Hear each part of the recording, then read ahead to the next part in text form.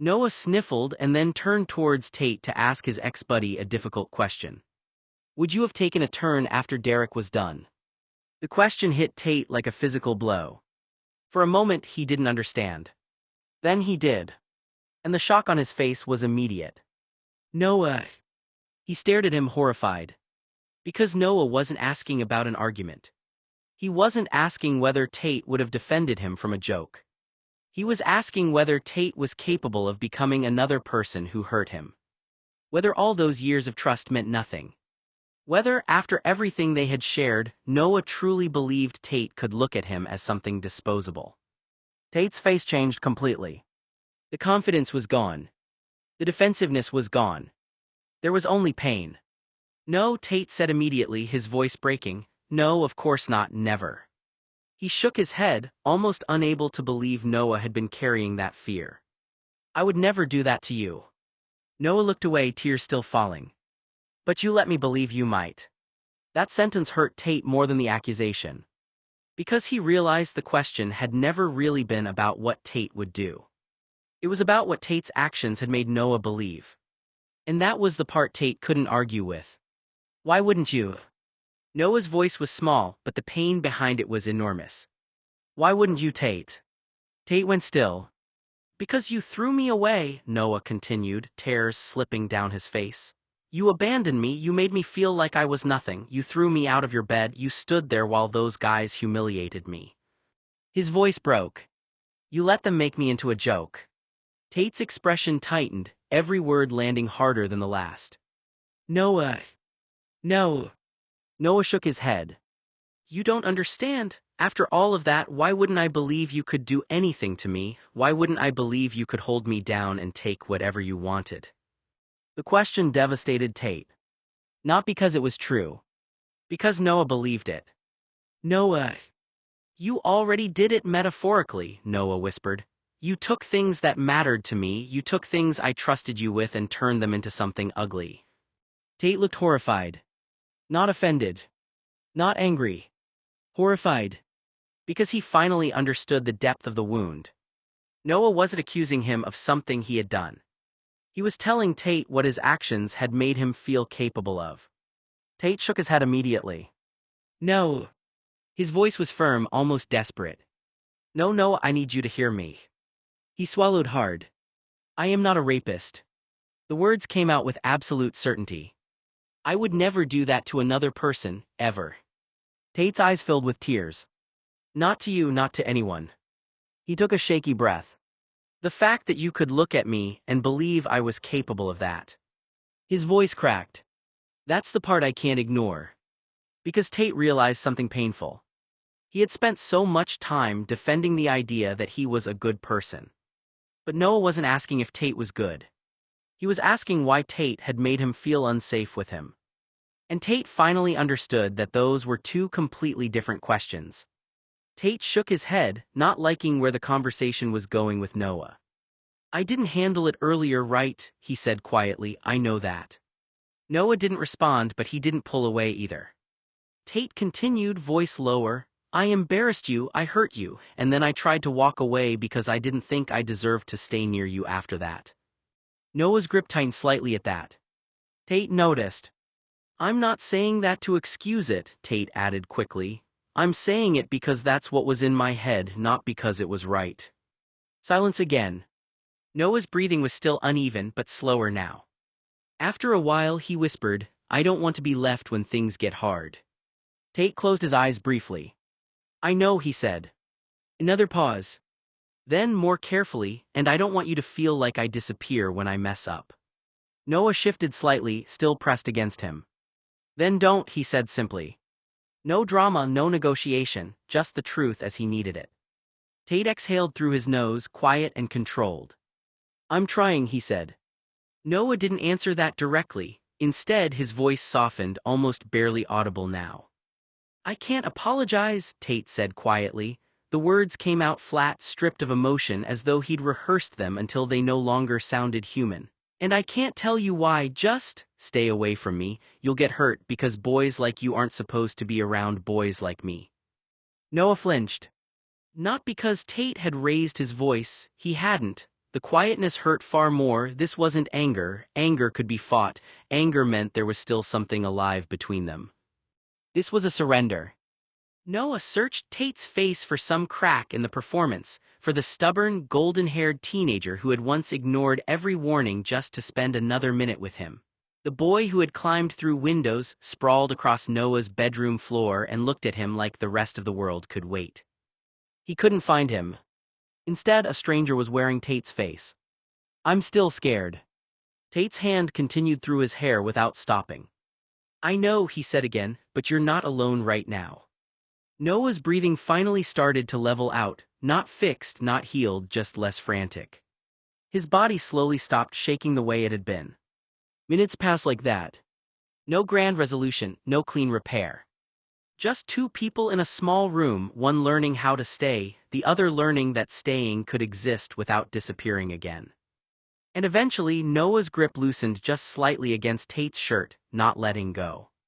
Just trusting for the moment that he didn't have to hold on quite so tightly to keep him there. The twin-sized bed was soft beneath them, the sheets tangled and damp with sweat.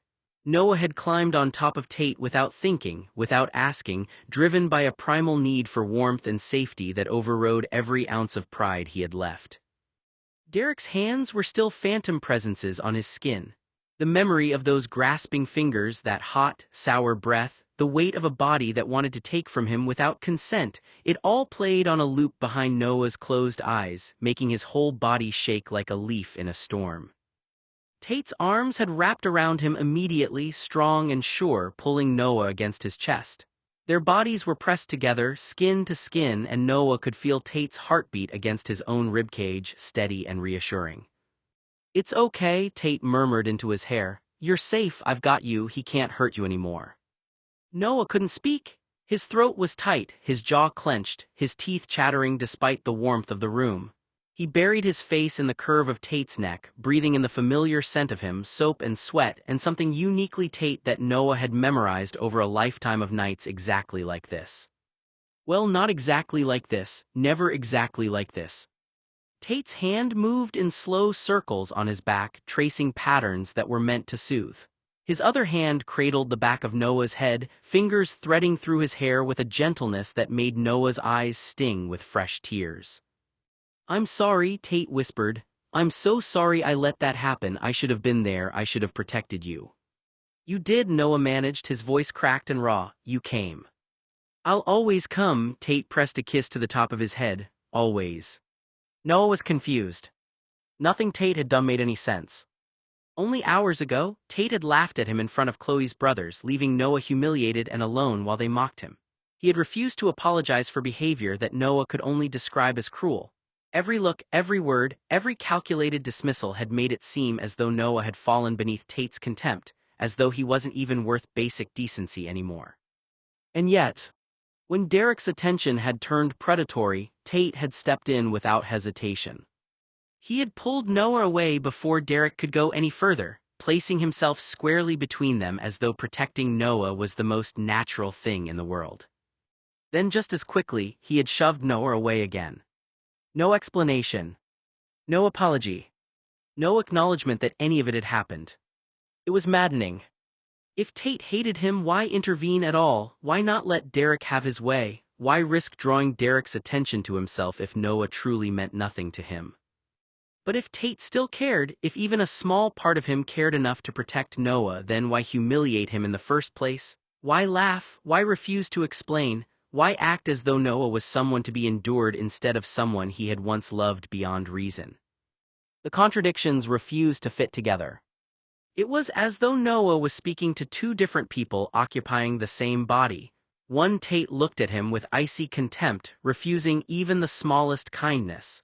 The other saw danger before anyone else did and instinctively moved to shield him from it. Noah didn't know which version was real anymore. What terrified him most was the possibility that they both were. They lay there in the darkness, the only light coming from the street lamp outside the window, casting long shadows across the ceiling. Noah's body slowly stopped trembling, the adrenaline bleeding out of him, leaving behind a bone-deep exhaustion. He was still on top of Tate, their bodies aligned chest to chest, hip to hip, thigh to thigh. It was familiar and foreign all at once, the weight of Tate beneath him, the warmth of his skin, the rise and fall of his breath. They had slept like this thousands of times before, but never after something like this.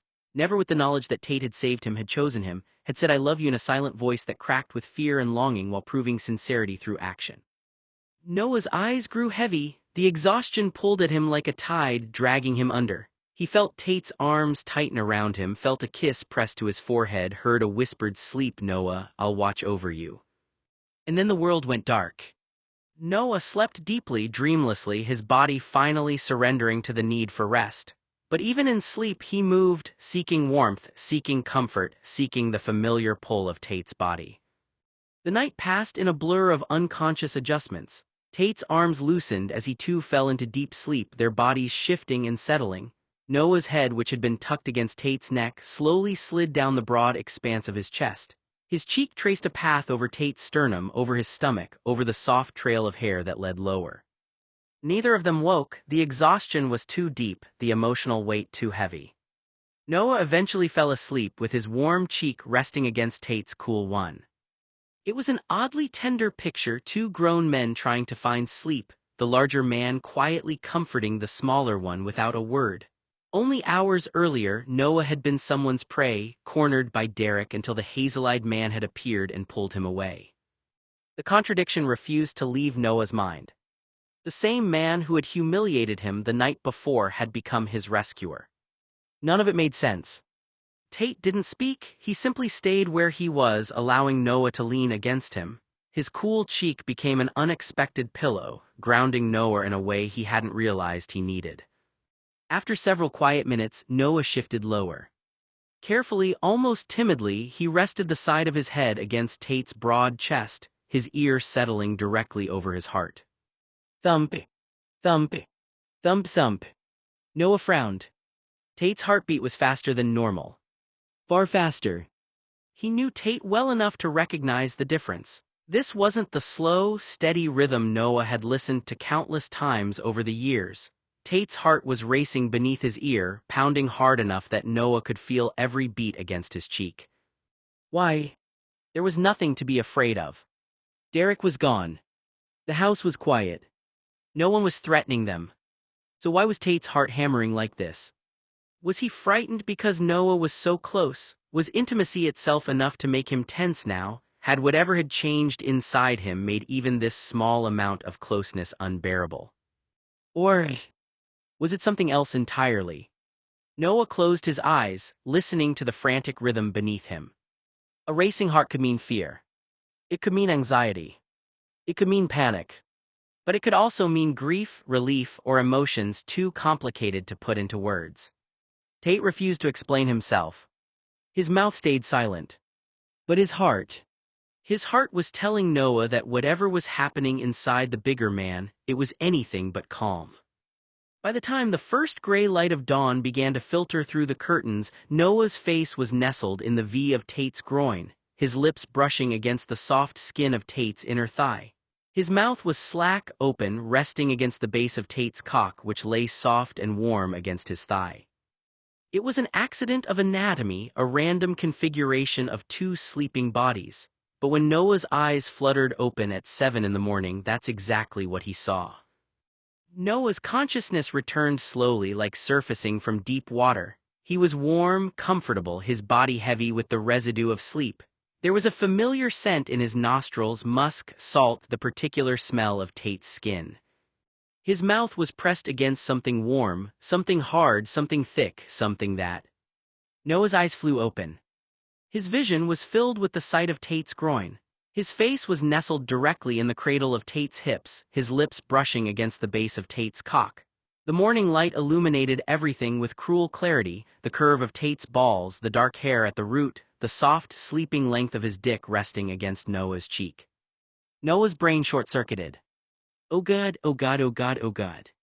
He was lying on top of Tate, his entire body draped over him like a blanket, and at some point during the night he had slid down until his face ended up right there.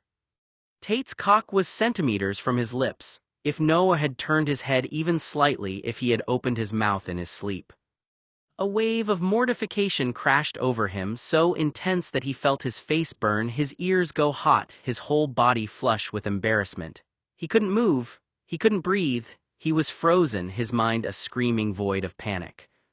Move, move, get away now before he wakes up and sees you like this. But his limbs wouldn't cooperate. They were heavy, sluggish, tangled in the sheets and in Tate's body. And Tate was still asleep, his breathing deep and even, completely unaware of the compromising position Noah had ended up in.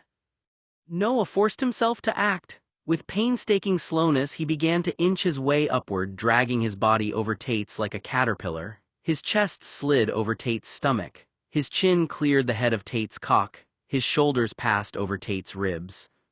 But in his haste, his knees slipped.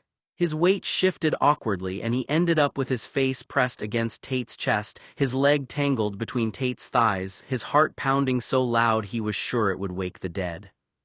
He looked up. Tate's eyes were open. Noah's breath stopped. Tate was staring down at him, his dark eyes hazy with sleep but slowly sharpening into awareness. There was a long, loaded moment where neither of them spoke, where the only sound was the frantic thumping of Noah's heart and the distant chirping of birds outside the window. Noah's face was inches from Tate's. Their bodies were pressed together, skin to skin, and Noah could feel every inch of Tate's naked form beneath him. The heat of him, the solidity of him, the way his chest rose and fell with each breath. "Morning," Tate said, his voice rough with sleep. Noah wanted the earth to open up and swallow him whole. "Hi," he squeaked. Tate's brow furrowed slightly. "You okay? You look like you've seen a ghost." "I'm lying on top of you naked, and I woke up with my mouth on your dick, and you're asking if I'm okay." Noah's brain was a chaotic mess of shame and embarrassment and a million other feelings he couldn't name. He tried to push himself up to get off Tate, to put some distance between them, but Tate's arms came up to wrap around him, holding him in place. "Whoa, slow down, where you going?" I should, Noah's voice cracked. "I was in a weird position, I need to move." "Weird position?" Tate's eyes searched his face. "What do you mean?" Noah's blush intensified. He could feel the heat radiating from his cheeks, spreading down his neck, across his chest. He couldn't look Tate in the eye, he couldn't look anywhere but at Tate's collarbone, which was suddenly the most interesting thing in the world. "When I woke up," Noah said, his voice barely a whisper, it was near your. Understanding dawned on Tate's face. His eyes widened slightly and then, impossibly, a small smile tugged at the corner of his mouth. "My crotch." Noah groaned, burying his face in Tate's chest. "I'm so sorry, I didn't mean to, I must have slid down while we were sleeping, I didn't." "Hey," Tate's hand came up to cup the back of Noah's head, his fingers threading through his hair. "It's okay, it was an accident, you don't have to apologize." "But it's weird, it's awkward, I don't want you to think that I don't think anything." Tate's voice was gentle, soothing.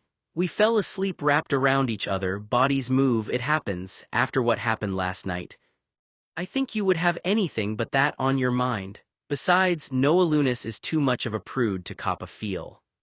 Noah lifted his head, meeting Tate's eyes. There was no judgment there, no disgust, no accusation, just warmth and patience and something that looked almost like affection. "You're not freaked out?" Tate snorted. "Noah, we've slept naked together 10,000 times. I've woken up with your hand on my dick, my leg between your thighs, and your face buried in my armpit. This is nothing new."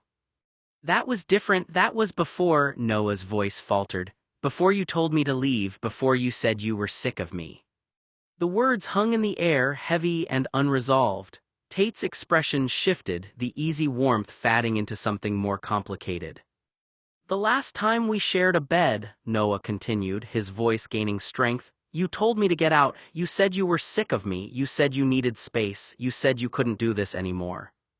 Tate's jaw tightened, his hand dropped from Noah's head, falling to rest on the pillow beside him.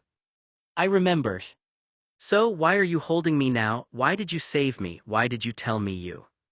Tate was quiet for a long moment, his eyes fixed on the ceiling. When he spoke, his voice was low, careful. "I saved you because Talia would never forgive me if I didn't help her son." Noah sniffled. You said those horrible things to Chloe's brothers about me. You said you barely remembered me. You said I was just a kid your mom knows. Tate huffed in annoyance. I would help anyone who was in your position. I may be an asshole, but I'm not a rapist or an enabler. Noah's eyes welled with tears. You can't protect me from everything, Tate. I can try. But you can't even protect me from yourself. The words hit Tate like a physical blow. He flinched, his hands dropping from Noah's face, his gaze sliding away. The sounds drifted through the thin walls of the blue third-story mansion like poison seeping under a door. Noah's breath caught in his throat, his fingers curling into the fabric of Tate's shirt as he pressed his face harder against the broad shoulder in front of him. He didn't need to see what was happening down the hall. He could hear it well enough. Derek's voice, low and grating, punctuated by the rhythmic squeak of a bed frame. A woman's moans, forced sounding like she was performing for an audience of one. The slap of skin against skin. Noah's stomach turned. Hey, Tate's voice was soft, his hand coming up to rest on the back of Noah's head. You okay? Noah shook his head against Tate's shoulder, not trusting his voice. The memories from last night were too fresh. Derek's hands around his throat, the look in his eyes, that cold, predatory gleam that had promised violence, the way he'd whispered, "Scream, I want them to hear you scream." If Tate hadn't come woken from his sleep or rushed to my room when he did.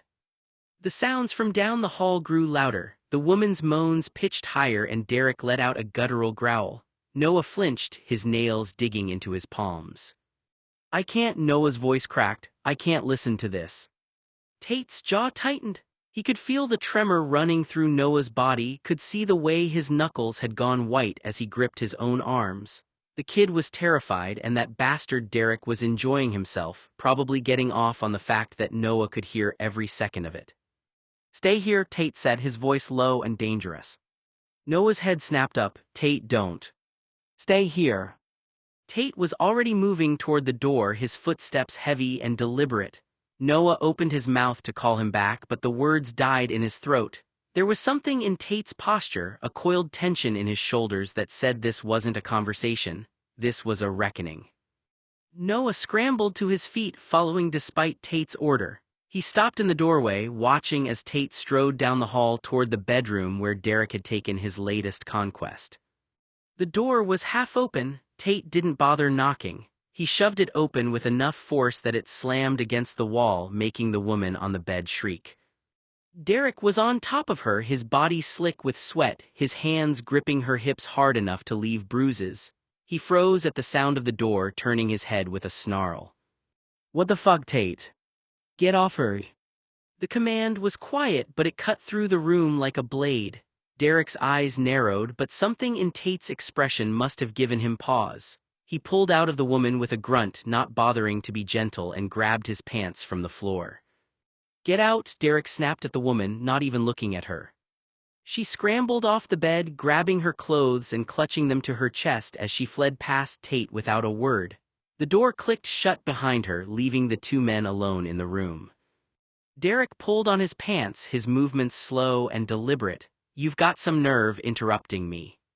You've got some nerve staying in this house after last night. Derek's lip curled. Last night was a misunderstanding. Was it? Tate stepped closer, his hands curling into fists at his sides. Because from where I was standing it looked like you were about to put my childhood buddy in the hospital, or worse. Your buddy, Derek laughed, but there was no humor in it. That pathetic little shit, please, he's not worth the air he breathes. The words hit Noah like a physical blow. He pressed himself against the wall outside the door, his heart pounding so hard he could feel it in his throat. He should run. He should go back to Tate's room and hide under the covers like the coward he was. But he couldn't move. I may have moved on from Noah, but you don't get to talk about him like he's nothing. Tate's voice dropped, low and dangerous. You don't even get to look at him.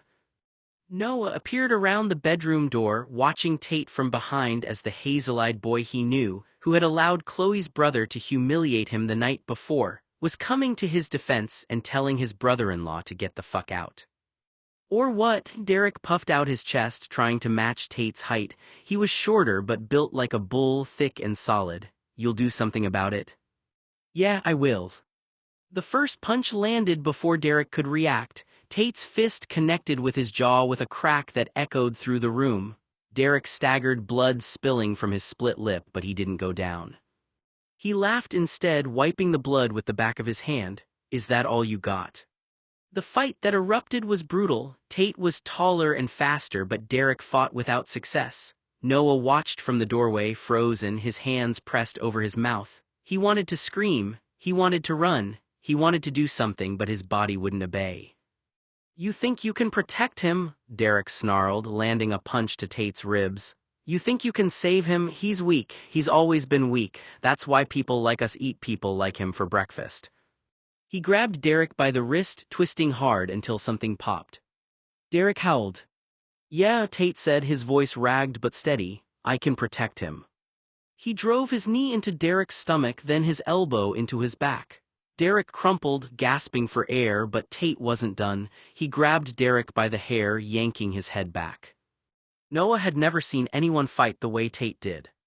There was no wild swinging, no blind rage. Every movement was deliberate, precise, calculated. Tate fought as though every strike had been practiced 1,000 times before. He used his entire body, his shoulders, hips, elbows, knees, and every joint in between with frightening efficiency. Each punch flowed seamlessly into the next movement, each step placing him exactly where he needed to be. It wasn't a brawl. It was controlled violence. Noah's stomach tightened. Tate had to have been trained. There was no other explanation. Ordinary people didn't move like that. They didn't instinctively know where to strike to maximize pain or how to dismantle someone piece by piece.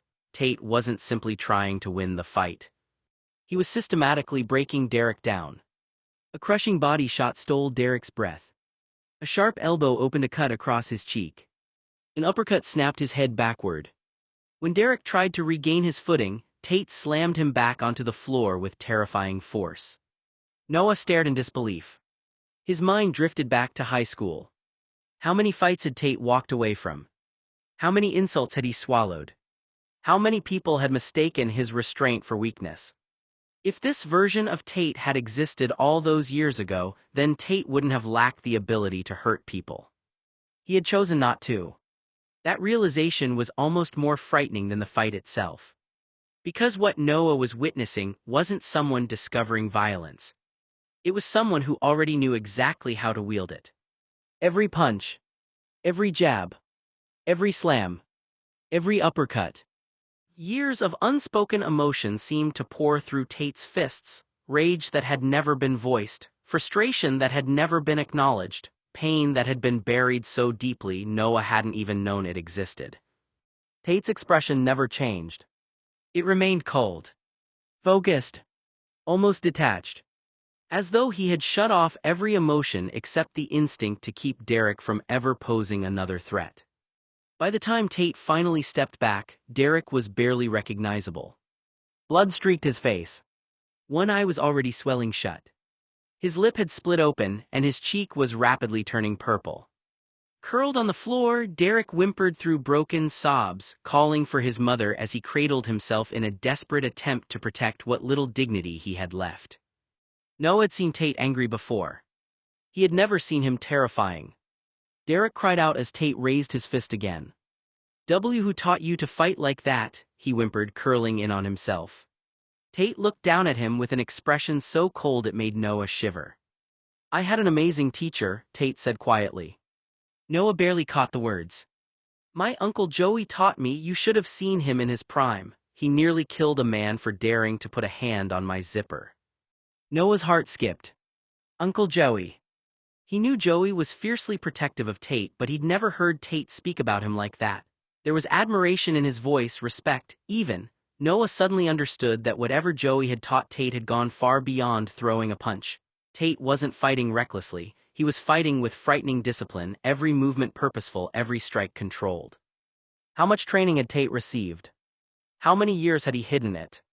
The realization sent a chill through Noah. Throughout high school, Tate could have destroyed almost anyone who challenged him. Instead, he had walked away. "The only reason I'm not breaking your neck with my father's shovel is that I have an ounce of sympathy for your sister." Derek's breathing hitched. If you were some stranger instead of her brother, Tate's voice remained unnervingly calm, I'd break your spine and bury you in the garden. Noah stared at Tate in disbelief. He had never heard Tate speak with such cold conviction. There was no yelling. No swearing fueled by panic. No trembling hands. It was as though Tate had already decided exactly what he was capable of and was calmly informing Derek where the line was. It frightened Noah far more than screaming ever could. Tate took one slow step closer. I used to think your problem was that you hated gay people. He gave a single shake of his head. But you're worse than that. Noah felt his stomach tighten. Tate wasn't defending himself. He was defending Noah. For the first time since they'd met again, Noah didn't feel like Tate saw him as an inconvenience or someone beneath him. In this moment, Tate was standing between Noah and a man who had intended to prey on him. The contradiction was almost impossible to understand. Only the night before, Tate had laughed at Noah and humiliated him. Now he was willing to risk himself to protect him. How could both things be true? Derek couldn't even meet Tate's eyes. You come near Noah again for any reason, accidentally or intentionally, and you'll regret it for the rest of your life. Noah watched Derek shrink backward across the floor, his swollen face streaked with blood and tears. For the first time in his life, Noah understood why people feared Tate. Not because he was loud. Not because he was cruel. Because when someone threatened the people he cared about, he became terrifyingly calm.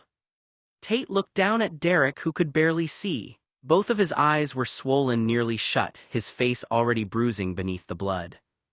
You're fucking lucky Uncle Joey is dead, Tate said, his voice frighteningly calm. If he'd caught you putting your hands on his nephew, he'd have separated your head from your shoulders. Noah felt every muscle in his body tense. He had heard stories about Joey over the years. Some sounded exaggerated, almost mythical, the kind of tales people told because they enjoyed making someone larger than life.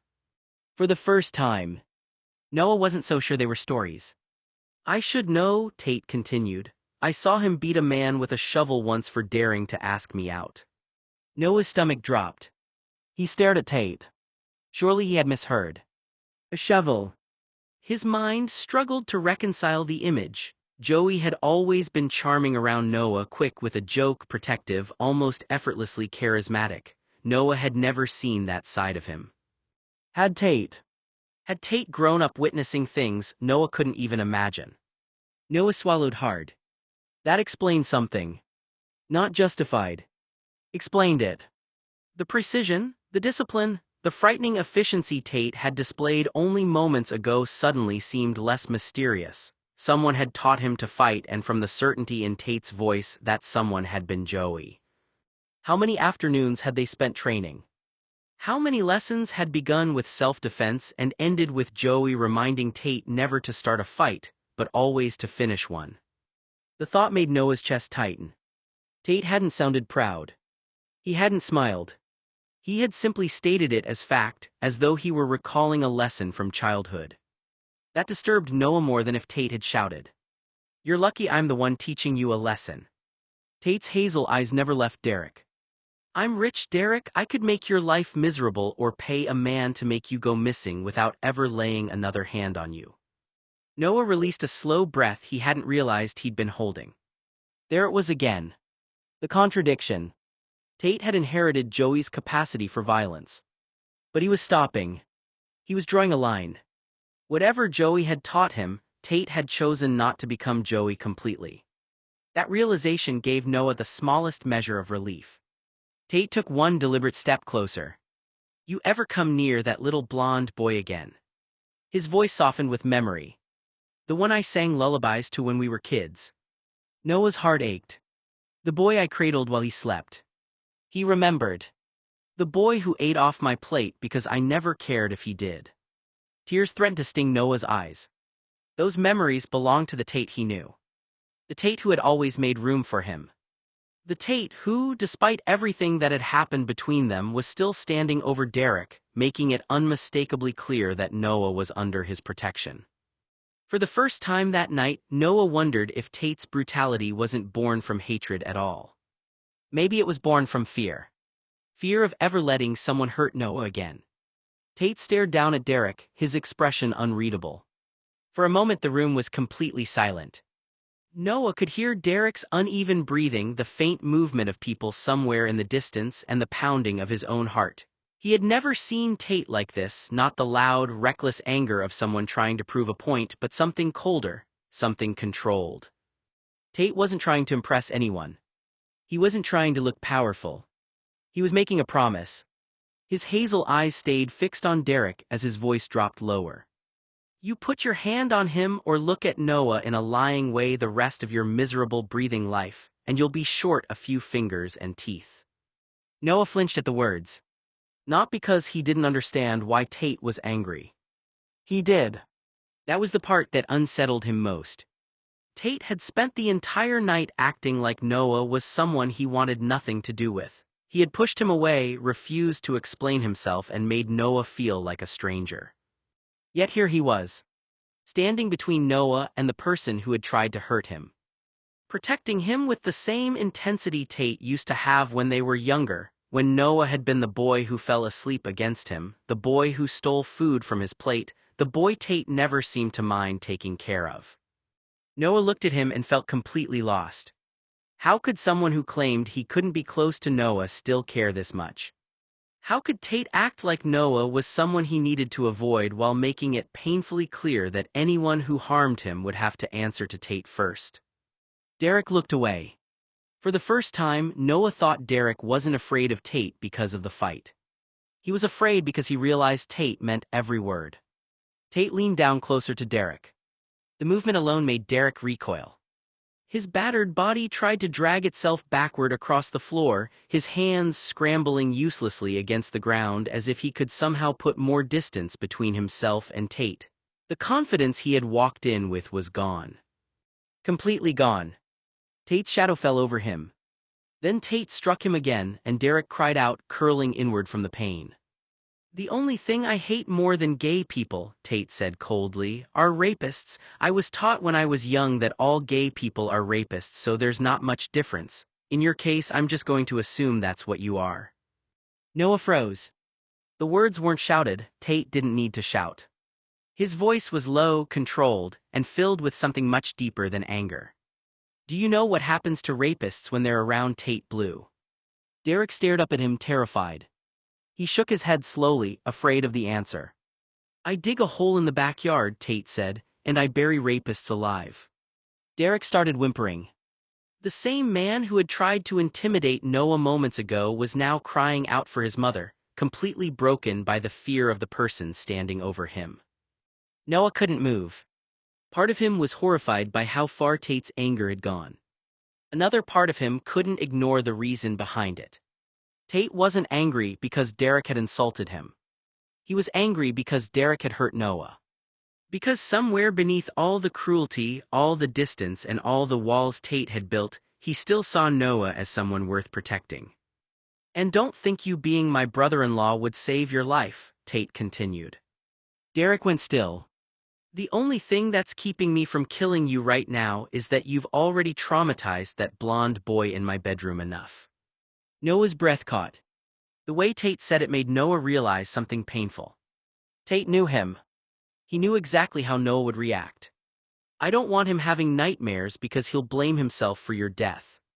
Noah looked away. Because Tate was right. That was the part that hurt the most.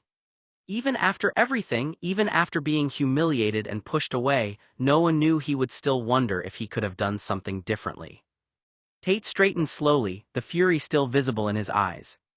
Clean yourself up. Derek looked at him in confusion. Tate glanced around the room with the same cold practicality he used when hiding every emotion he didn't want anyone to see. You're damaging the quality and value of the property. Noah stared at him. That was almost the strangest part. The sudden return to normal. The way Tate could go from terrifying to matter-of-fact in the span of a breath. And Noah hated that it reminded him of the Tate he remembered. The Tate who cared. The Tate who protected. The Tate who, no matter how hard he tried to deny it, still couldn't completely let Noah go. Get out, Derek. Fuck you, Derek moaned. Get out. I'm your brother-in-law, asshole. Not anymore. You tried to rape a boy my mother wanted to adopt. You're dead to me now, get out. Tate stared down at Derek as though he were something beneath his notice. Not a person. Not an equal. Something small and insignificant that had crawled into a place it didn't belong. Derek felt that stare and immediately shrank back. A broken whimper escaped him as he tried to pull himself farther away, his body exhausted, his confidence completely gone. Have you ever seen the blue estate looking up from lying on our lawn? Tate asked quietly. Derek blinked through swollen eyes, confusion mixing with fear. He didn't answer. He couldn't.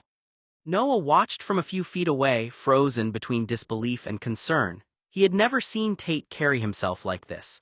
There was a weight to him now, something older than anger. It was as if Tate wasn't just standing there in the room, he was standing with every memory, every lesson, and every piece of history that had shaped him. Derek whimpered again. Tate, Noah said softly. Tate didn't look away from Derek.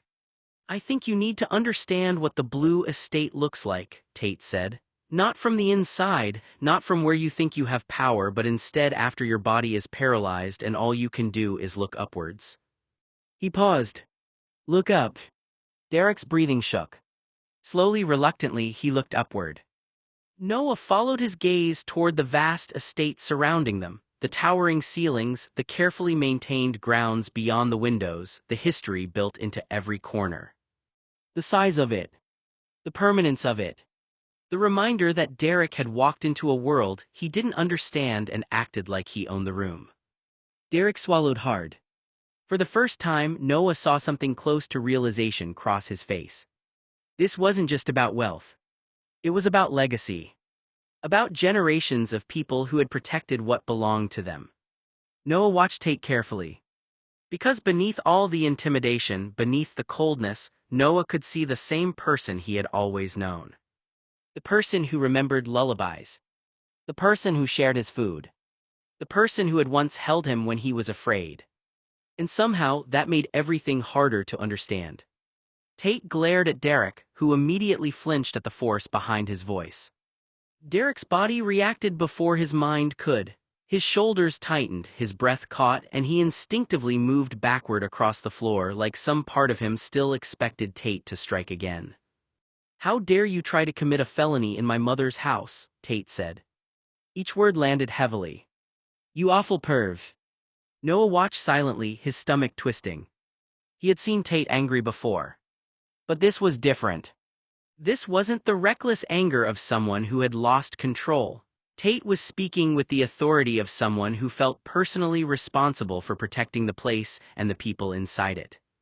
I invited you into this house, Tate continued, the house I grew up in. Derek looked down, unable to hold his gaze. I opened my home to you because I married your sister. I gave you the respect of being family. Noah saw Derek's face change. For the first time, Derek didn't look defensive. He looked ashamed. And instead of being grateful, instead of being hospitable and respectful, you tried to take advantage of someone who has lived here for over 20 years. Noah flinched slightly at the words. Not because Tate was wrong. Because Tate said them with such certainty. As if there had never been a question of whose side he would be on. As if Noah's safety was something Tate had never needed to think twice about. Derek whimpered quietly, looking smaller than Noah had ever seen him. The same person who had made Noah feel powerless now couldn't even meet Tate's eyes. Noah stared at Tate, conflicted. Part of him was still hurt. Still angry. Still confused by the cruelty Tate had shown him before this. But another part of him couldn't ignore what was standing in front of him. Tate was furious because Noah had been hurt. Not because it affected Tate's reputation. Not because it embarrassed him. Because it was Noah. And that realization was almost harder to process than the fight itself. Tate stared at Derek with a level of disgust Noah had never seen before. You attempted to rape your brother-in-law. The words cut through the room. Derek froze. Even through the pain and fear, the accusation seemed to finally reach him in a way nothing else had. And yes, Tate continued, his voice cold, if it wasn't for my interference with the adoption, Noah would be my brother at this moment. Noah flinched. Not because he disagreed. Because hearing Tate say it out loud hurt in a way he hadn't expected. Brother. That word had once felt like something impossible, something Noah had quietly wanted, something that represented belonging, a place in Tate's life that couldn't be taken away. But Tate said it like it was a fact. Like Noah had always been that important. So by legal definition, he would be your brother-in-law. Derek looked away. The only reason Noah isn't my family and your family by marriage is that I didn't want him having that name. Noah's breath caught. He stared at Tate. There was something painful hidden in those words. Tate wasn't saying Noah wasn't worthy of being family. He was saying the opposite. He was saying he had made a choice. My position is the only reason he doesn't have it at this moment. Noah swallowed. The irony was almost unbearable. The same Tate who had pushed him away was standing there telling Derek that Noah belonged. That Noah mattered. That Noah had almost had a place beside him. Tate stepped closer to Derek. You dare attempt to hurt your family by marriage. His voice sharpened. How dare you try to do something like that to your sister's husband's brother? Derek remained silent. Your in-laws. Tate shook his head in disbelief. What the fuck is wrong with you? Noah watched Derek shrink under the words. For once Derek had no excuse. No argument. No way to twist what had happened. Tate's anger wasn't about pride or reputation. It was about betrayal. You were welcomed into this family, Tate said. You were given trust, you were given a place here. His jaw tightened. And you repaid that by trying to hurt someone who should have been protected. Noah looked down. His emotions were tangled. Part of him was still wounded by everything Tate had done before this moment. The humiliation, the distance, the refusal to explain. But another part of him couldn't ignore the truth standing in front of him. Tate might have been terrible at showing it. He might have buried it beneath anger and cruelty. But when Noah was in danger, Tate saw him as family. If anything serious had happened, Tate continued, you honestly think my parents wouldn't have hired the most expensive, highest-ranking team of lawyers available? Derek went still. They would have made sure you answered for what you did. Noah watched Tate carefully. The fury in his face was undeniable. But underneath it was something else. Something Noah recognized. Fear. Not afraid for himself. Fear of what could have happened to Noah. Derek's breathing was uneven as he looked up at Tate. For a moment, the fear on his face was replaced by something else.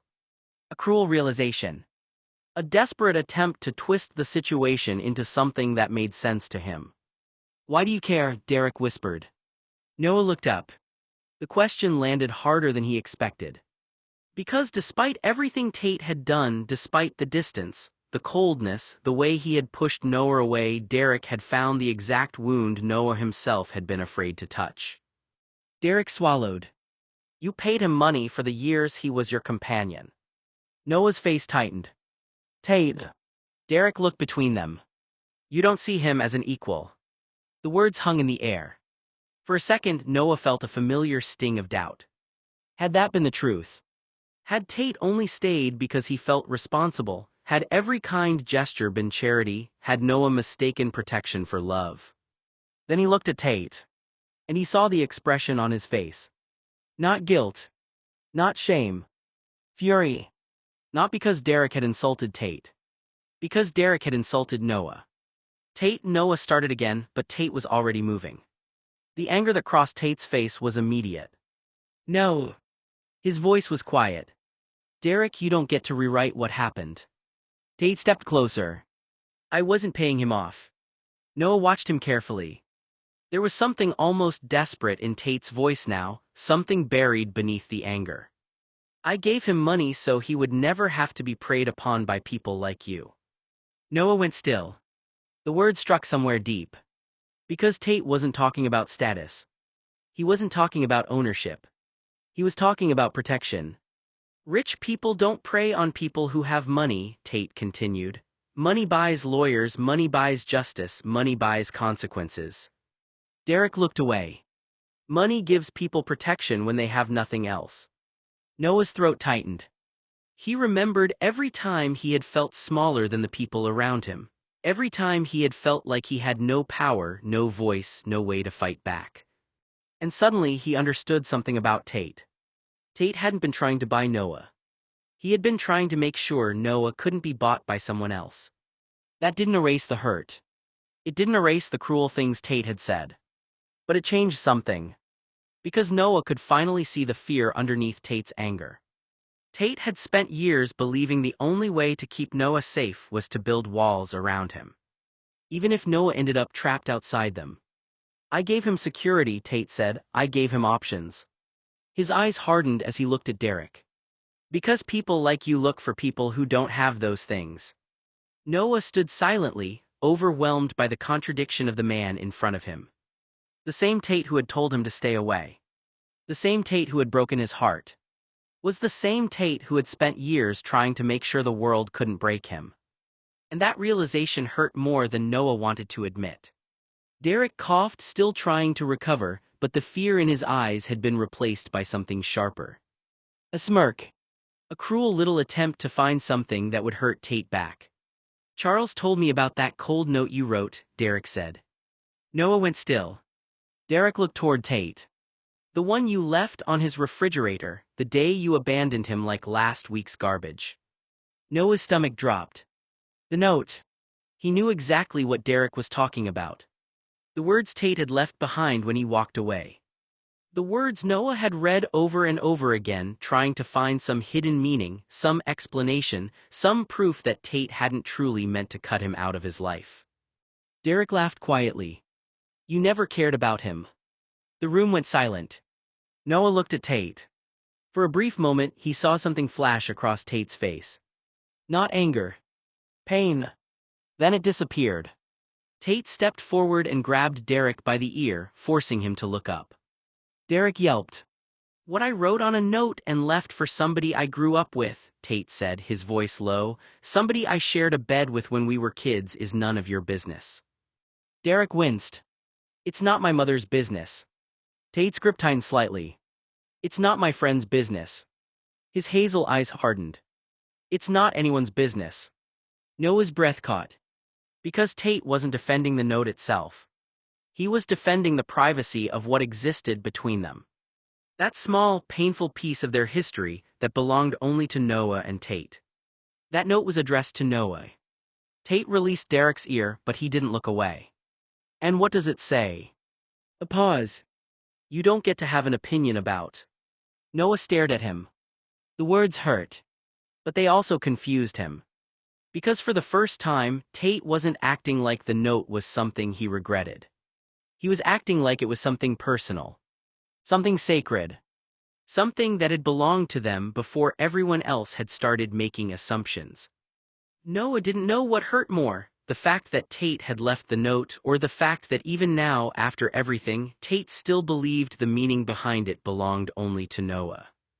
Tate looked at Derek with an expression that made it clear he was done allowing anyone else to define what had happened between him and Noah.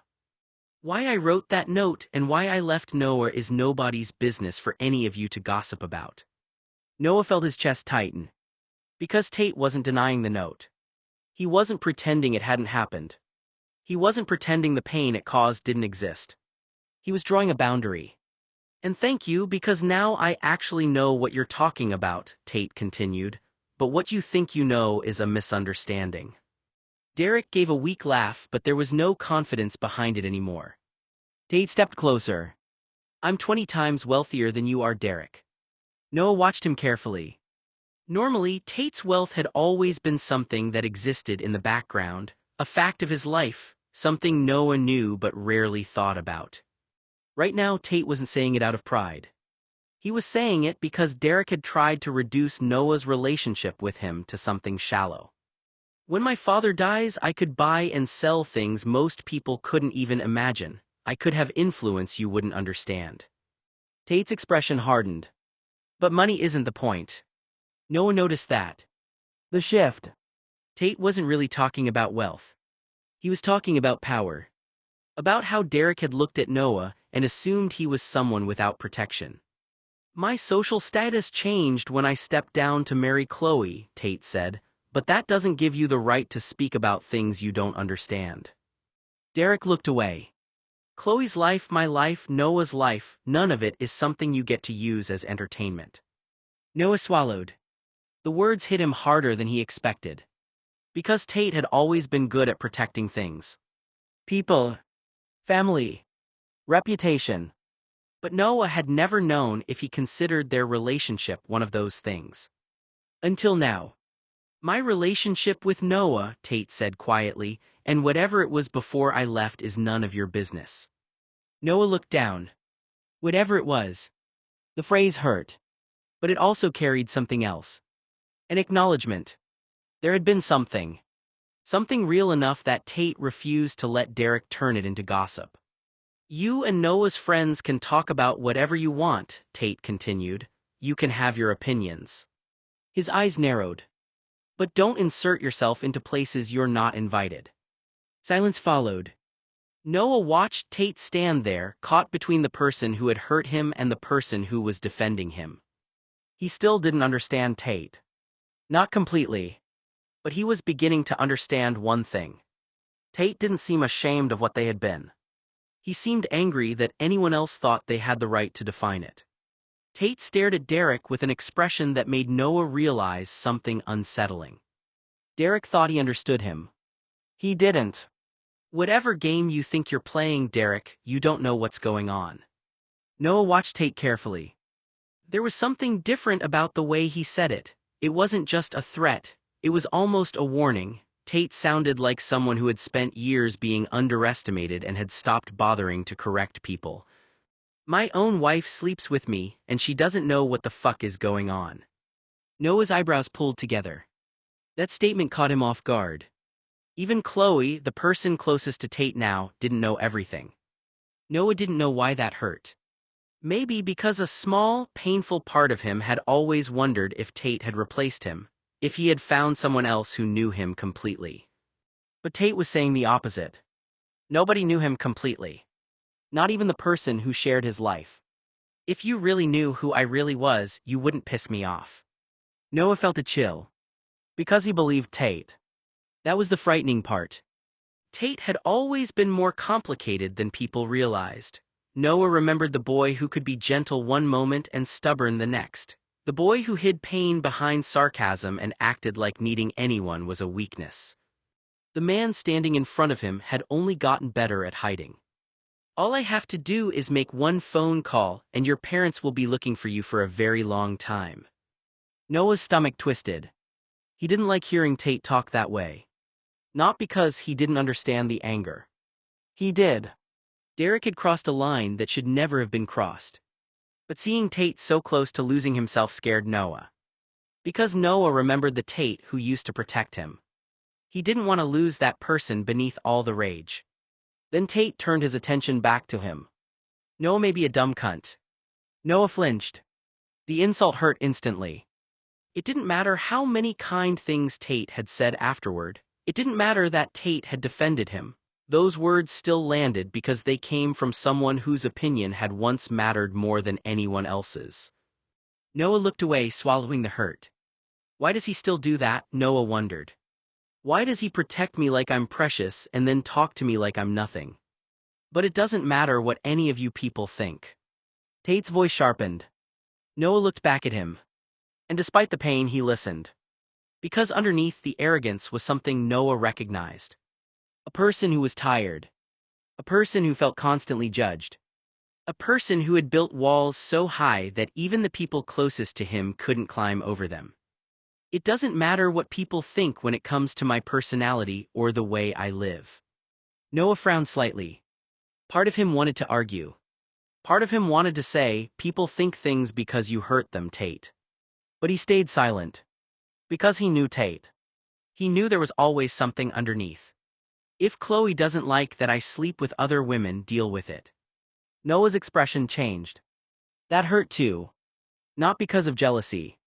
Because it sounded like Tate was daring anyone to care about him. Like if he pushed everyone away first, nobody could abandon him. I don't answer to anybody. Noah stared at him. That's not true, he thought. You answer to more people than anyone I've ever known. You answer to the people you love, Noah whispered before he could stop himself. The room went quiet. Tate looked at him. For a second, Noah saw something flicker behind Tate's eyes. Something softer. Something familiar. None of you know what the fuck is going on anyway, Tate said. You only see what I allow you to see. Noah held his gaze. And that was the part that hurt the most. Because Noah believed him. Tate had always shown people exactly what he wanted them to see. The confidence. The arrogance. The anger. The indifference. But Noah had seen other things. He had seen Tate sing to him when nobody was watching. He had seen Tate share his food. He had seen Tate hold him when he was scared. You think you know what's going on because I let you think you know what's going on. Noah swallowed. Maybe that was true. Maybe everyone saw the mask.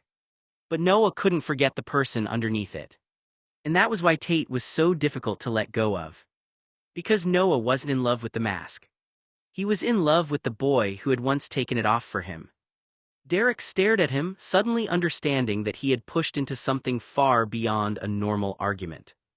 I could do things in Lowe's Angels and never see a consequence, Tate said. Noah felt his stomach tighten. He didn't like hearing Tate talk like that. Not because he didn't believe Tate had influence. He did. Everyone knew the blue name carried weight. But Noah also knew what happened when Tate let his anger convince him that power was the same thing as control. Tate, Noah said softly. It was the first time he had spoken his name in several minutes. Tate smiled glibly. Noah immediately felt his chest tighten. That smile. He knew that smile. It was the same one Tate used when he wanted everyone to believe he was unaffected, the same expression that hid whatever was actually happening underneath. But Noah could see through it. At least a little. I could call my father. Derek's face changed instantly. Noah noticed. The name alone did something. Terrence. Noah had always known Terrence was a powerful man. He had seen the way people treated him, the respect that followed him, the way the blue name opened doors. But hearing Tate speak about his father in this moment made Noah feel something he couldn't quite explain. A strange mixture of fear and disbelief. Because Tate wasn't talking about money. He wasn't talking about status. He was talking about absolute loyalty. Tells him you're bothering me and that having a world where you don't belong or live anymore, and he would kill anyone if it would please me. Derek flinched. Noah did too. The words were harsh enough that they made Noah's breath catch. He looked toward Tate, searching his face. Does he really believe that? The frightening part was that Noah didn't know. He knew Terrence loved Tate. He knew the Blue family protected their own. But hearing Tate describe that kind of devotion made Noah realize just how different Tate's world was from his own. Noah had never had someone with that kind of power standing behind him. Someone who could make a phone call and change the entire direction of a person's life. And yet Tate was standing there acting like Noah had always deserved that kind of protection. That realization hurt. Because Noah had spent so long believing Tate had left because he didn't matter. I think you need to have the full experience of what it's like fucking with a blue. Derek went still. The confidence he had been clinging to seemed to disappear completely. He stared at Tate, trying to figure out whether this was a threat, a warning, or something else entirely. Noah watched the exchange carefully. A part of him wanted to tell Tate to stop. Not because Derek deserved sympathy. He didn't. But because Noah recognized something in Tate that worried him. Tate wasn't just angry. He was hurt. Every word, every cold look, every reminder of the blue name seemed to be covering something much more personal. Noah had spent years knowing the softer side of Tate, the boy who made room for him without thinking, who shared everything, who protected him before either of them understood what that meant. Seeing that same protective instinct now wrapped in so much bitterness was painful. Derek had thought Tate was simply rich. Powerful. Privileged. He hadn't understood that the blue name meant history, loyalty, and a family that closed ranks when one of their own was threatened. Noah swallowed. Derek hesitated on the floor and didn't move, so Tate dragged Derek toward the window. The glass was old, single pane, the kind you could punch through if you hit it hard enough. Derek realized what was happening a second too late. No, you can't. You tried to hurt him? Tate's voice was calm, almost conversational. You put your hands on him, you threatened him, and you thought there wouldn't be consequences. This isn't about Noah being someone I knew, this is about him being a human being. If you attacked anyone, I would still throw you out a window because I'm not a monster like you. It was a joke, I was just messing around. You weren't messing around, Derek, because we both know what you really wanted to do. If I hadn't been woken up in my bedroom by Noah's screams for help, you would have violated him and made jokes about it the next morning. You screwing a girl hours after you tried to commit a felony in my parents' house is unforgivable, and that's why you're going out the window. Rape isn't funny. I'm not laughing, Tate said, his expression losing any trace of amusement. His voice was quiet, but that made it worse. I think you need to experience what a sprained neck, a few broken bones, and a ruptured kidney feel like. Noah felt himself tense at the coldness in Tate's tone, realizing that the anger wasn't performative. Derek, hearing the seriousness behind the words, stopped trying to provoke him and finally understood that Tate was no longer interested in arguing. Tate shoved Derek toward the window, the glass shattered, a cascade of glittering shards catching the moonlight. Derek screamed, clawing at the frame, trying to find purchase, but Tate's grip was unyielding. Tell him, Tate said. What?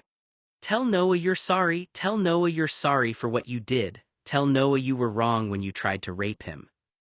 Derek was dangling halfway out the window, his legs kicking, his fingers scrabbling at the jagged edges of the broken frame. Blood dripped from where the glass had cut into his palms. I'm sorry, the words came out high and desperate. I'm sorry, okay, I'm sorry. Noah, Tate's voice carried through the hallway, finding him even through his terror. Do you hear that? Noah couldn't speak, his throat was too tight, his chest too full of fear, but he managed a small nod even though Tate couldn't see him. He doesn't believe you, and neither do I, Tate said. He let go. The fall took less than 3 seconds, but it felt like an eternity. Derek's scream faded as he plummeted, and then there was a sickening thud as his body hit the lawn below. Noah ran to the window. He stood among the shards of glass, his bare feet crunching on the broken pieces, and looked down. Derek lay on the grass, twisted and unmoving, his arm bent at an unnatural angle. A dark stain was spreading beneath him. Is he alive? Tate's voice was flat. Probably. I didn't throw him hard enough to kill him. Probably. The word hung in the air between them. Noah's legs gave out. He sank to his knees among the broken glass, his hands shaking, his breath coming in ragged gasps. Tate was there in an instant, crouching beside him, reaching out to touch his face. Hey, look at me. Noah's eyes met Tate's. The anger was gone from them now, replaced by something softer, something that looked almost like concern.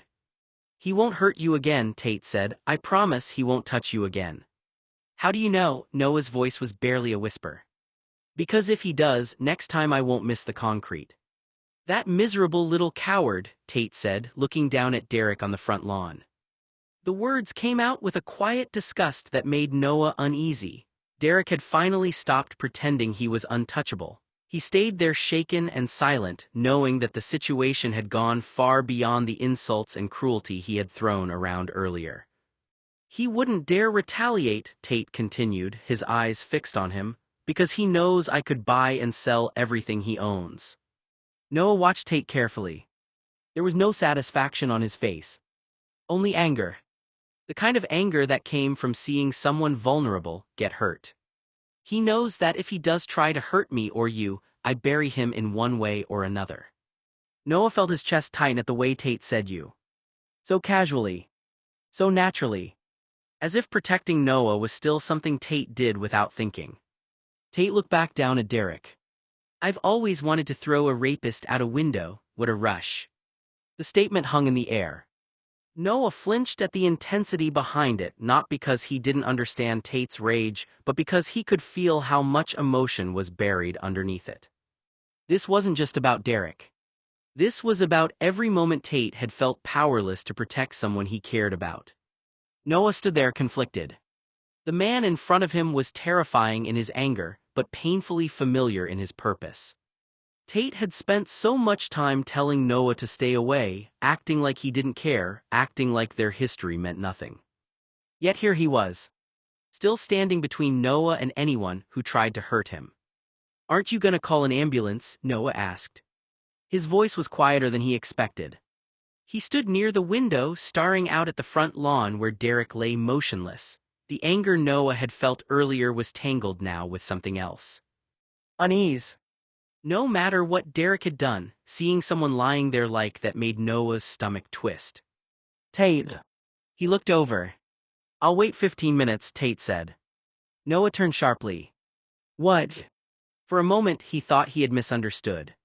Tate's expression shifted into a small, unsettling smile. Noah felt a chill. Not because Tate looked happy.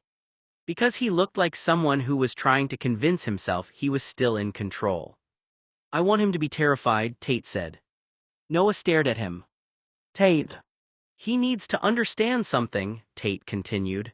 He walked into this house thinking he could do whatever he wanted. He thought there were no consequences. Noah looked back toward Derek. The anger in Tate's voice was obvious, but Noah could hear something underneath it too. Hurt. Fear. The memory of what could have happened. Put a little fear of the blues in him, Tate said. Let him understand that he doesn't get to hurt someone and just walk away. Noah shook his head slightly. He understood Tate's anger. He understood why Derek deserved consequences. But this was the part of Tate that scared him, the part that wanted someone else to feel the same helplessness Noah had felt. Tate, don't let him become the reason you become someone you don't recognize. For a second Tate went quiet. The words landed. Because Noah knew him. Maybe better than anyone. Tate looked away toward the lawn. After a long moment, his expression hardened again. Once he believes I'm not going to send him medical help, I'll call one. Noah exhaled, still unsettled. The truth was he believed Tate would call. That was the frustrating part. Even at his angriest, Tate had always had a line. A boundary. But Noah also knew that Tate wanted Derek to feel afraid because Tate had been afraid too. I'm pretty sure he wouldn't have called you an ambulance after he finished assaulting you, Tate said. Noah didn't answer. Because that was the part that hurt. Tate wasn't wrong. And maybe that was why this was so complicated. Because Noah could understand Tate's anger. He just didn't want Tate to lose himself inside it. Tate leaned his head out the window and looked down at Derek on the lawn. Derek was trying to move, trying to push himself up, but his body refused to cooperate. The confidence he had carried earlier was gone. Now he was just staring up at the house, shaken and humiliated, realizing how completely the situation had changed. Not so tough now, are you, big guy? Tate called down. Noah stood a few feet away, watching with a mixture of disbelief and concern. Part of him understood Tate's anger. Derek had terrified him. Derek had crossed a line that should never have been crossed. But seeing Tate mock him from the window made Noah uneasy. This wasn't the Tate who had protected him. This was the Tate who was hurt. The Tate who didn't know what to do with all the fear and anger inside him except turn it outward. I can see your small dick from up here, Tate continued. That was the worst falling out of a window stunt I've ever seen. You look real small down there. Derek muttered something from the lawn. What was that? Tate called back. Noah watched Derek try to answer, his voice weak. Tate tilted his head. I can't hear you, you're going to have to speak up, Dereka. Tate laughed at Derek, calling him the feminine version of his own name, taunting and making light of Derek's discomfort. Derek's face tightened with frustration and fear. Tate leaned back slightly from the window. I'm going to call and have some McDonald's delivered. You want a quarter pounder with that concussion? Tate laughed because the word quarter pounder sounded like somebody just got punched. Noah looked at him sharply. Tate. There was a warning in Noah's voice. Tate glanced back at him. For a moment, the anger in his expression softened. Just slightly. Then he looked back outside. Derek tried to say something again. What was that? Tate asked. A pause. You want an ambulance. Derek didn't answer immediately. Noah could see Derek's hesitation. The fear. The realization that Tate was making him wait, making him wonder what would happen next. Noah stepped closer. Tate. This time his voice was firmer. Because no matter what Derek had done, Noah didn't want revenge to become the thing that defined Tate. Tate looked at him again. And for a moment, the two of them simply stared at each other. Noah saw the anger. but he also saw the exhaustion underneath it. The pain. The part of Tate that was still trying to protect him, even if he was going about it in a way Noah couldn't accept. Finally Tate sighed and looked back toward Derek. Fine. He reached for his phone. Noah watched silently as Tate made the call. Because that was the part of Tate he remembered most. Even when he was furious. Even when he was hurt. Some part of him still chose to do the right thing. Tate went outside, with Noah following a few steps behind him. The cool night air hit Noah as he stepped onto the front lawn.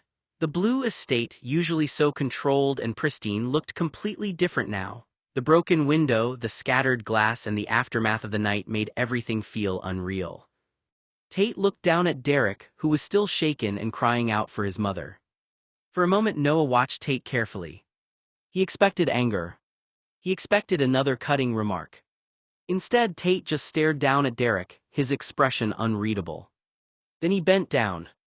Noah watched with surprise as Tate picked up a stack of LGBT Out magazines nearby on the porch and carefully placed them beneath Derek's head, using them to support his neck while the EMTs were on their way. It was such a strange contrast that Noah almost didn't know how to process it. After everything Tate had said, after all the anger and intimidation, he was still making sure Derek was more comfortable. Then Tate glanced at the magazine cover. A small smug smile crossed his face. "Look at that," Tate said. "Your head is being supported by a fag magazine." Derek looked confused and exhausted, barely having the energy to respond. The front lawn looked completely different now. The broken glass, the damaged window, and the flashing emergency lights had transformed the familiar blue estate into something Noah barely recognized. Derek lay there shaken and overwhelmed, his earlier confidence completely gone. He was crying out for his mother. Noah felt a complicated knot form in his chest. He still remembered what Derek had tried to do. He still remembered the fear. But seeing someone reduced to that state was difficult to watch. Tate looked down at him. For a moment Noah expected another cruel remark. Another reminder of power. Instead Tate simply stared. Then he bent down and picked up a stack of old Out magazines that had been left nearby. Noah watched confused. Tate carefully placed them beneath Derek's head, giving him some support while waiting for the EMTs. Then Tate looked at the cover. A small, almost amused smile appeared. "Look at that," Tate said. "Your head is supported by a gay magazine." Noah blinked. The absurdity of the moment caught him off guard. After everything, the anger, the fear, the chaos, Tate was still somehow capable of making a sarcastic comment at the strangest possible time. Noah shook his head slightly. That was Tate. Even when things were falling apart, even when emotions were running too high, he found some way to hide behind humor. But Noah also noticed something else. Tate had helped Derek. Derek was taken to the hospital with several broken ribs, a neck sprain, and multiple contusions. The rose bushes below had cushioned his fall from the third-story window, otherwise, he could have snapped his neck on the concrete beneath him. One of the paramedics even muttered that the bushes had probably saved his life. Tate didn't react. He stood near the flashing ambulance lights with his hands shoved into the pockets of his hoodie, his expression cold and unreadable while Derek screamed obscenities from the stretcher. "You're dead," Derek shouted through gritted teeth as the paramedics wheeled him toward the ambulance. "You hear me?" "Sir, calm down," one paramedic warned. "He tried to kill me." Tate finally spoke. "You should be more worried about what happens when Noah decides to press charges." Derek's face instantly changed. Fear. Real fear. It lasted only a second before he covered it with anger again. "You lying psycho. Says the embarrassed rapist," Tate seethed, yelling at his brother-in-law as the ambulance doors slammed shut before Derek could finish hurling slurs. The sirens faded into the distance. Tate went upstairs without another word. About an hour later his phone rang. "Chloe calling." Tate stared at the screen for a moment before answering. "What?" Chloe exploded immediately. "What the hell is wrong with you?" Tate winced slightly and held the phone farther from his ear. "You threw my brother out of a third-story window. He fell." "Oh my God, don't start that crap with me," she yelled. "Derek's in the hospital. He's alive." Barely. Tate sat down on the edge of his couch, calm while Chloe practically hyperventilated on the other end. He has broken ribs, Tate. Good.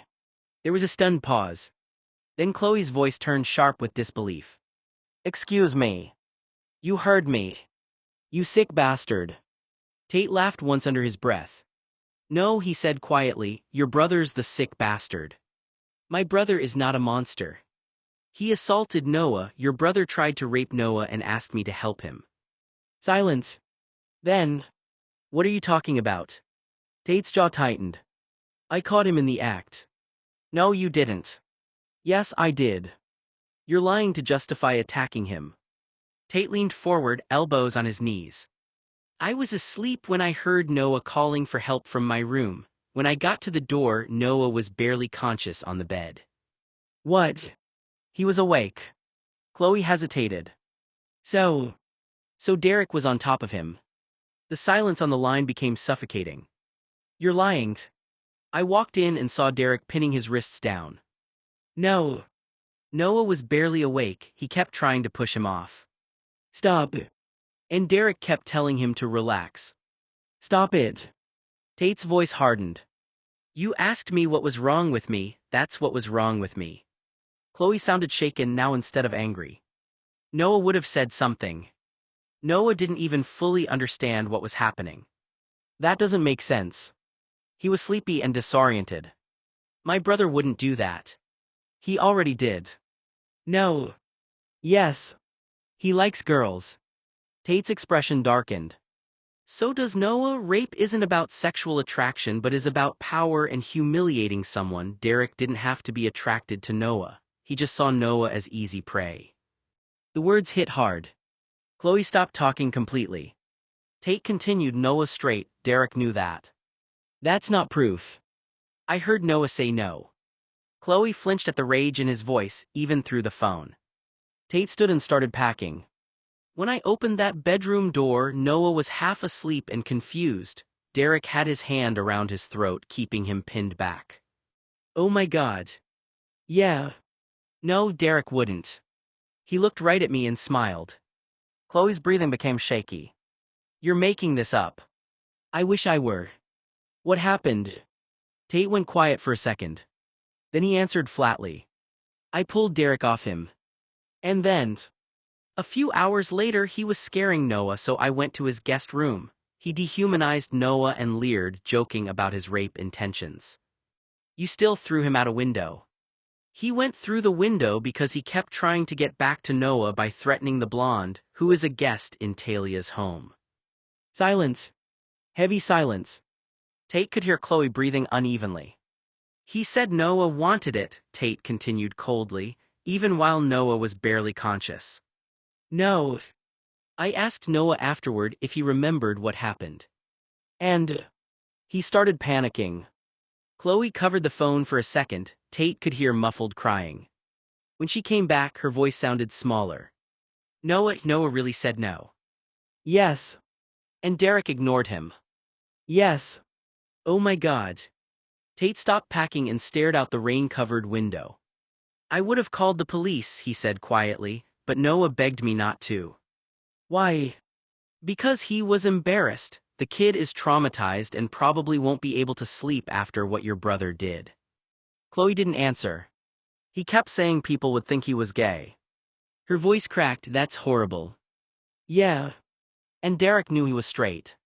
Yes. Another long silence filled the call. Then Chloe whispered. I can't believe this. Tate's voice stayed emotionless. I can. You really hate him. I hate predators. As a rich boy, I've been crawling over rapists my entire life. He's still my brother. And Noah's still traumatized. Chloe started crying softly now, not loud sobs, just quiet, devastated crying. Tate closed his eyes briefly. I didn't plan on throwing him through that window, he admitted, but when he laughed about it. What do you mean laughed? He said something like, Noah should man up and enjoy it. Chloe made a horrified sound. And that's when you attacked him. That's when I stopped holding back. You could have killed him. Tate looked down at his bruised knuckles. If those bushes hadn't been there, I probably would have. You mean that? Yes, Tate. If I ever catch Derek touching another unconscious person again or groping someone without consent, he said coldly, I'll aim for the concrete next time. The line went completely silent, because Chloe finally realized he wasn't exaggerating. The breakfast table sat in tense silence. Noah sat hunched over a plate of dry toast, both hands wrapped around a coffee mug he hadn't touched in 10 minutes. His blonde hair was still damp from the shower, his eyes shadowed and exhausted. He looked smaller than usual. Quiet. Like he wanted to disappear. Tate stood at the stove making coffee with rigid movements, his jaw locked tight from the moment he woke up. Then the front door slammed. Hard. The sound shook the picture frames on the wall. Noah flinched instantly. Tate's eyes darkened. Heavy footsteps stormed down the hallway before Charles appeared in the kitchen doorway. Charles looked furious. Absolutely furious. His face was red, breathing sharp, fists already clenched at his sides.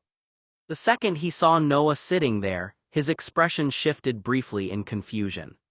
Then his glare snapped toward Tate. What the hell is your problem? Noah lowered his eyes immediately. Tate calmly poured coffee into a mug. Morning to you too. Don't get smart with me, Charles barked. Derek is in the hospital because of you. Tate took a sip of coffee, as if the conversation bored him. He'll live. Charles stared at him in disbelief. You threw him through a third-story window. He went through it fast enough. Noah's hand tightened around his mug. Charles noticed. His eyes narrowed. What happened last night? Tate answered flatly. Ask your brother. I did, Charles snapped. He said you attacked him for no reason. Tate laughed under his breath. No reason.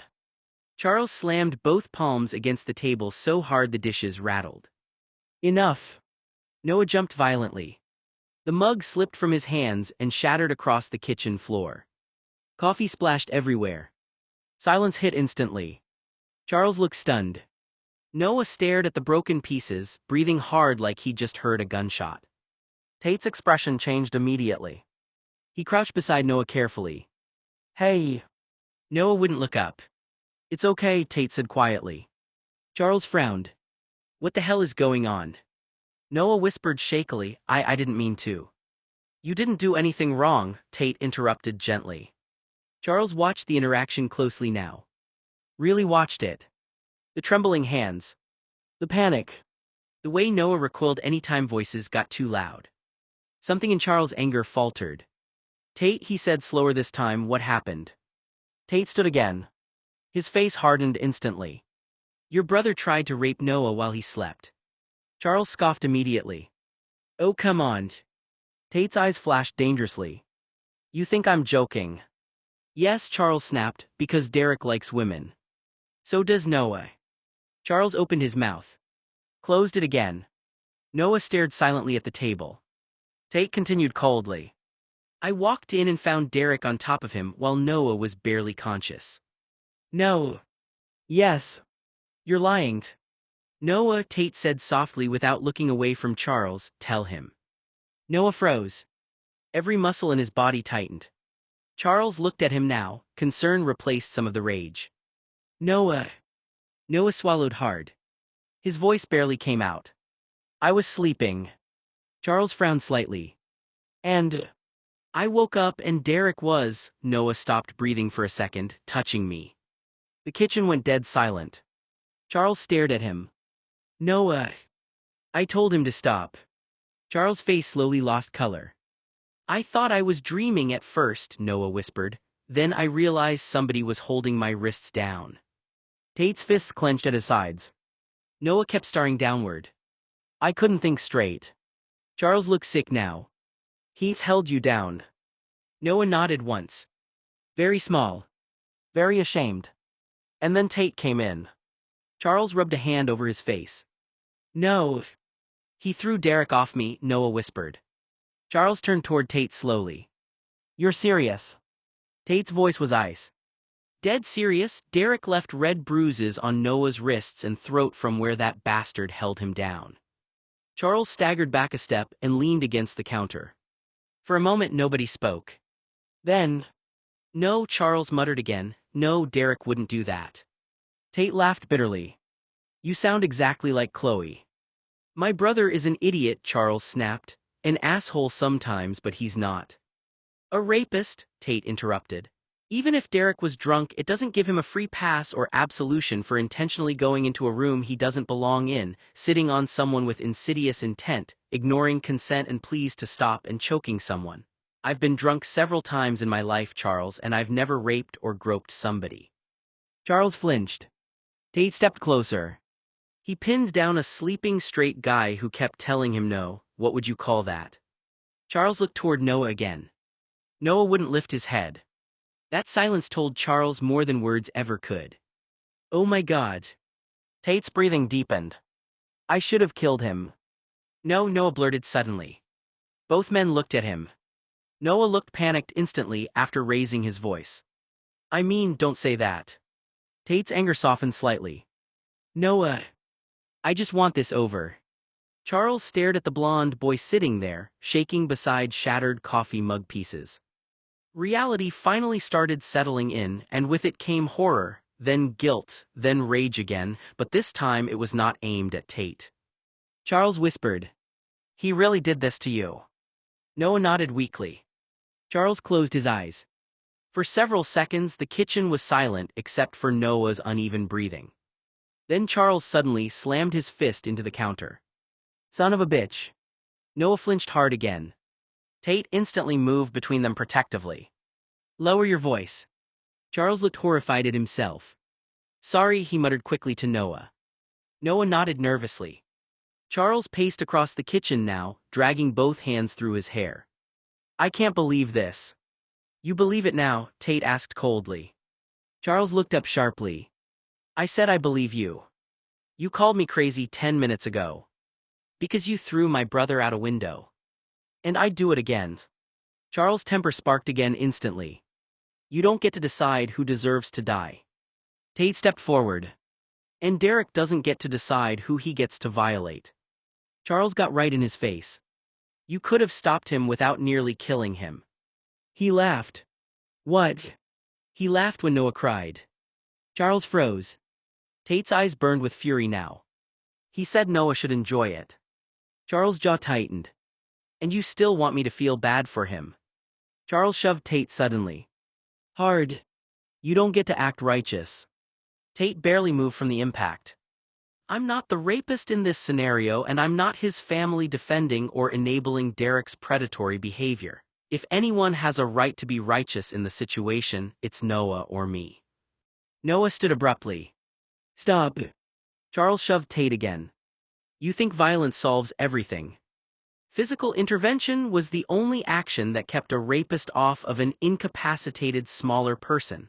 I only reacted violently after the situation had been resolved because the rapist dehumanized somebody I grew up with for years. Charles scoffed at Tate. Tate snapped. He grabbed Charles by the shirt and slammed him against the refrigerator. You are siding with Derek right now. Charles shoved back violently. He's my brother. And Noah's standing right there shaking at the table. Charles looked over. Noah had backed into the corner, visibly shaking. That should have ended it. But emotions were too out of control now. Charles swung first. His fist cracked across Tate's jaw. Noah gasped. Tate hit him back immediately. Harder. Charles stumbled into the dining table, knocking chairs over with a violent crash. Then both men exploded. Punches. Shoving. Furniture splintering across the floor. Charles tackled Tate into the wall. Tate drove his elbow into Charles' ribs. Noah yelled for them to stop, panic breaking his voice apart. Neither listened. Months of tension and fury detonated all at once. You almost killed him, Charles roared. He deserved worse than a few broken ribs, Tate shouted back. Charles swung again. Tate ducked and slammed him across the kitchen island. A plate shattered. Charles charged him blindly. Tate grabbed him by the collar and threw him toward the front hallway. Charles hit the wall hard. Breathing heavily, Tate pointed toward the door. Get out.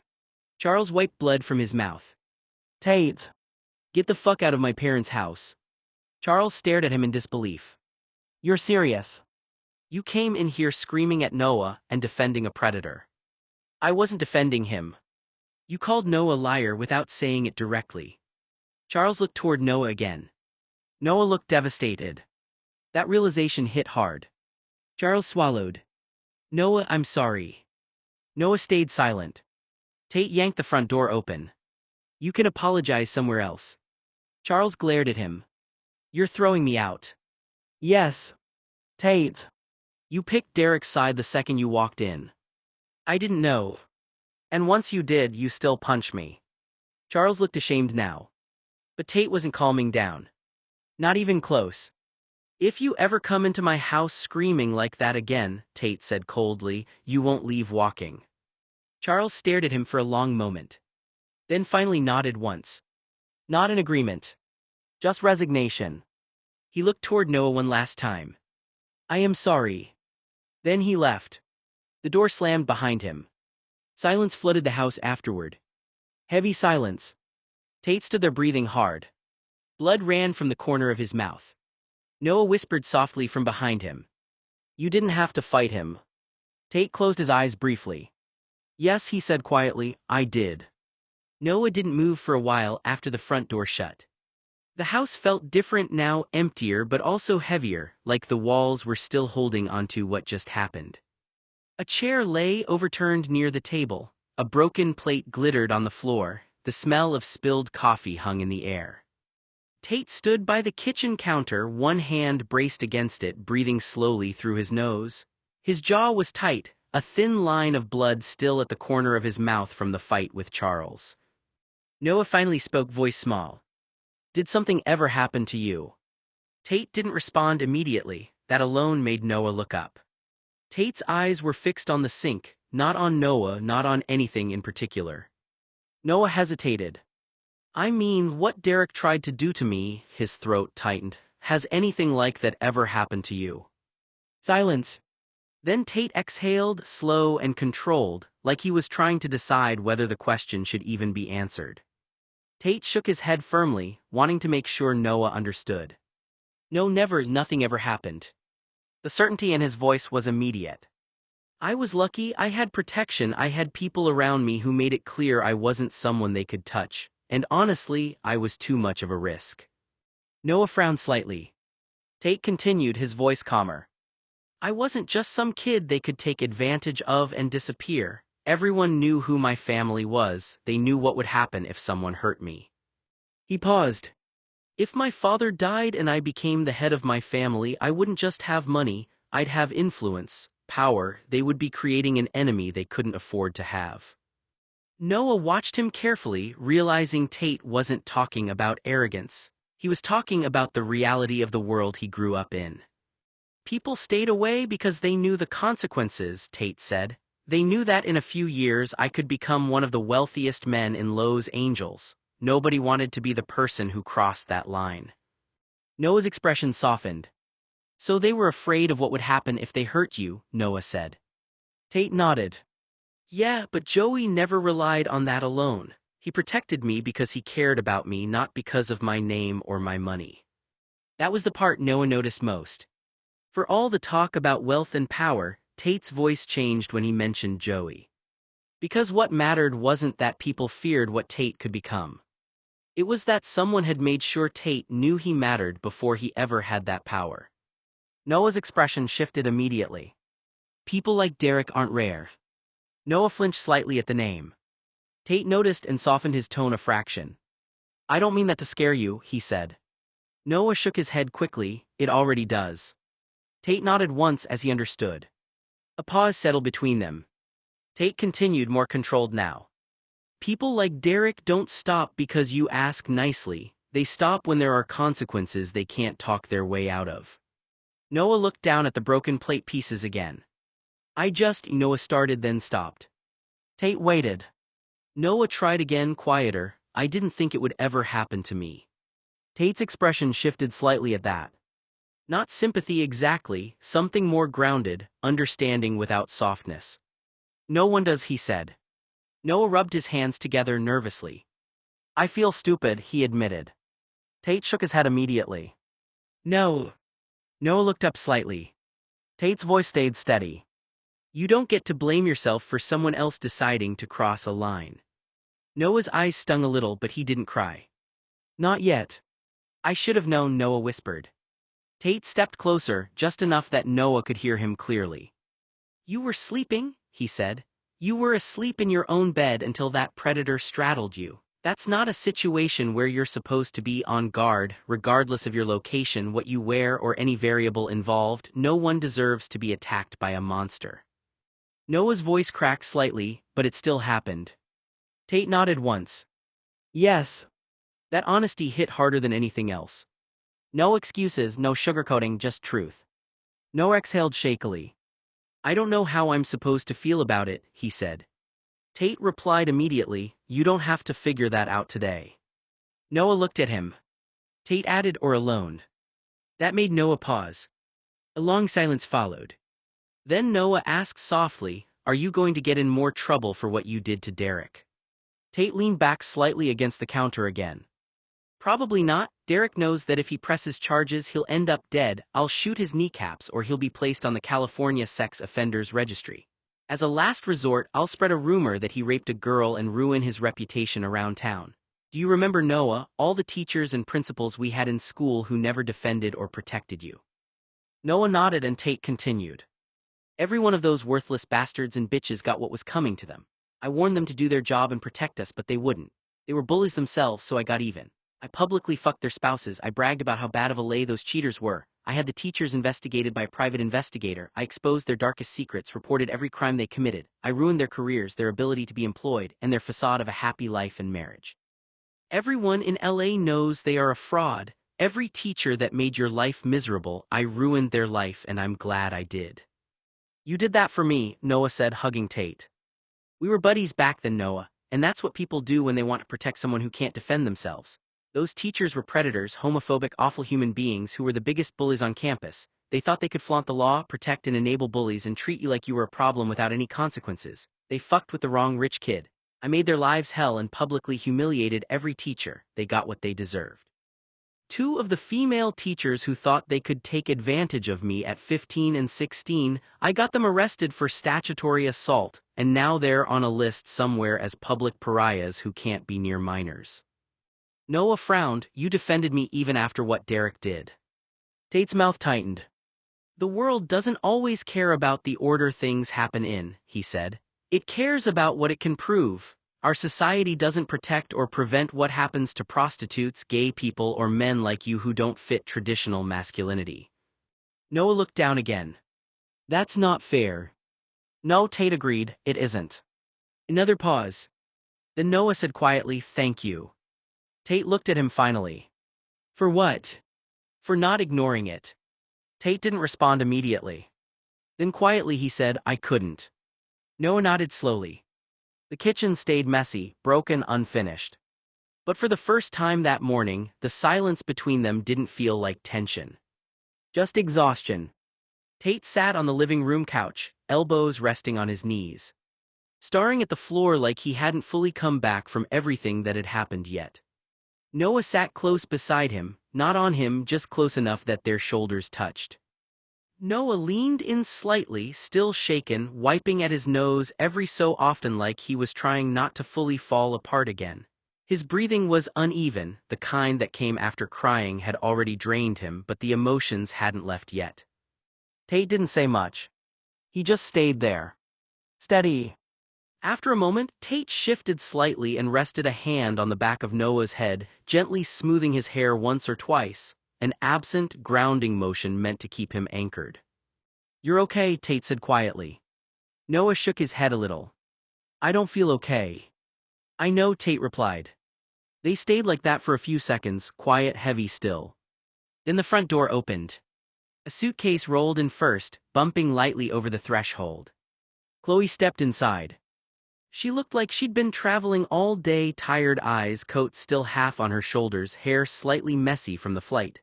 She paused immediately when she saw them. Tate was on the couch while Noah was shaking,